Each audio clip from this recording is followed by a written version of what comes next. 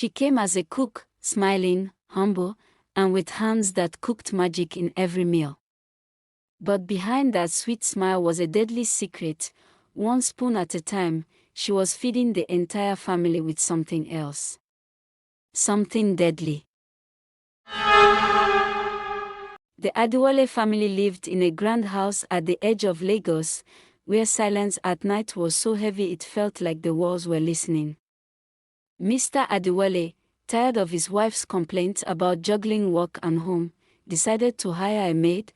When Amoka arrived, she looked nothing like what they expected, a slim young woman with dark, unblinking eyes and a smile that never quite reached her cheeks. She bowed low, her voice soft as velvet. "I will serve this family with my whole heart," she promised. They welcomed her in. The children cheered. Grandma frowned. That evening, the smell of egusi soup and pounded yam filled the house. The aroma was so rich, so mouth-watering, even the neighbors commented on it. The family ate greedily, praising her cooking. The children licked their plates clean. Even Mr. Adewale, usually picky, said, "This is the best meal I've had in years." But Amoka didn't touch a single bite. She stood in the corner, watching them eat, her eyes glinting in the candlelight. Grandma whispered, "Why won't she eat with us?" No one answered. Later that night, Grandma called her daughter-in-law aside.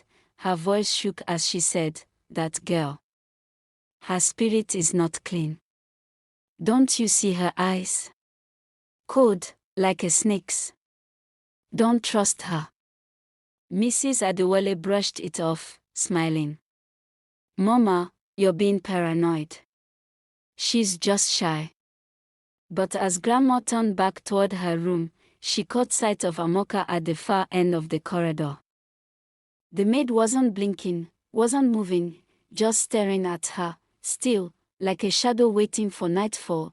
At midnight, the house was silent. The children slept. The couple dreamed. But Grandma's eyes refused to close. From her room, she heard faint footsteps in the kitchen. Pots clinking, liquid being stirred. She slowly opened her door and peered down the hall. There was Amoka, hunched over a pot, her hands moving rhythmically as if she were whispering to the food. Grandma's heart pounded. She tried to move closer, but just then Amora snapped up. The next morning, the family woke to the smell of freshly baked bread and pepper soup. Amoka moved quietly through the kitchen, her head wrapped neatly, her hands precise like a surgeon's. Mr. Adewale sat at the table, smiling. "This girl is truly a blessing."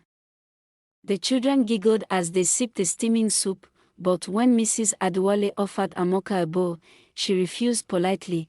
"I already ate," she said with that same cold smile. That afternoon, Mrs. Adewale felt a sharp cramp in her stomach. She brushed it off as stress. Later, Mr. Adewale clutched his head at work, dizzy and faint. His colleagues rushed him to the hospital, but the doctors shook their heads. No infection. No virus. Probably stress or bad water, they said. Back home, Amoka handed him a cup of warm herbs. "This will make you strong again, sir," she whispered. He drank it. Grandma, watching from the corner, whispered under her breath, "That's not medicine. That's poison." Days later, little Bolu complained of constant headaches. His sister, Sod, had dizzy spells during school. Teachers called the parents with concern, but at home Amoka's food was always the comfort. It will give you strength," she said, serving them rice glowing with oil and stew that smelled divine. The children obeyed. Their eyes drooped afterward, sinking into heavy sleep. That night, Bolu mumbled in his dreams, "Auntie Amoka's eyes are red. She watches me in the dark." Grandma refused to eat anything Amoka cooked. She started preparing her own small meals in secret, locking her door when she ate. One evening, Amoka knocked gently on her door. Mama, why don't you eat my food? Don't you trust me? Grandma's voice trembled. Trust is earned, not forced.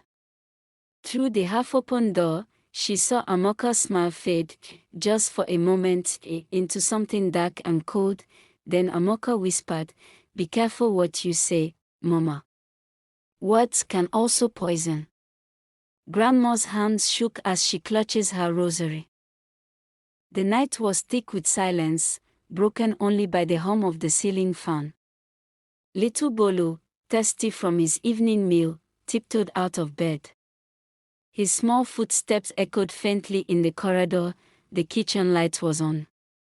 He paused, heart racing. Who could be awake at this hour? Peering from the doorway, he saw Amoka hunched over the family's soup pot, her back to him. Her hands moved with a strange rhythm, grinding something into the stew.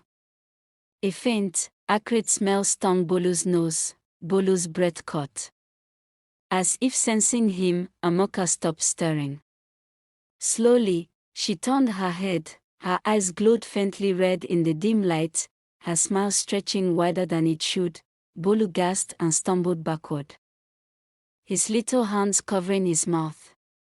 Amoka tilted her head, whispering softly into the pot as if commanding it. Then she blew into the steam, and the smell instantly sweetened, masking the bitterness. Bolu ran back to bed, his heart thundering. The next morning, Bolu tugged at his mother's wrapper, eyes wide with fear. "Mommy, Auntie Amoka puts black sand in our soup." "I saw her." Her eyes were red. Mrs. Adewale knelt and stroked his hair, laughing softly. "Oh, Bolu, you've been watching too many cartoons. Auntie Amoka is our helper, not a monster." Amoka, standing nearby with a tray of food, smiled warmly at them, but her gaze lingered on Bolu, sharp as a knife. Bolu hid behind his mother's legs. Trembling, at school, Bolu's teacher frowned as she flipped through his sketchbook. The pages were filled with drawings of the maid, long black hair, red glowing eyes, and sharp teeth. In every drawing, she was standing behind the family, watching. When she asked him why he drew her like that, Bolu whispered, "Because that's how she looks at night." The teacher shivered and called his parents, urging them to check on the boy's fears, but when the parents showed Amoka the drawings at home, she only laughed softly. "Children have wild imaginations," she said, still her eyes never left Bolu.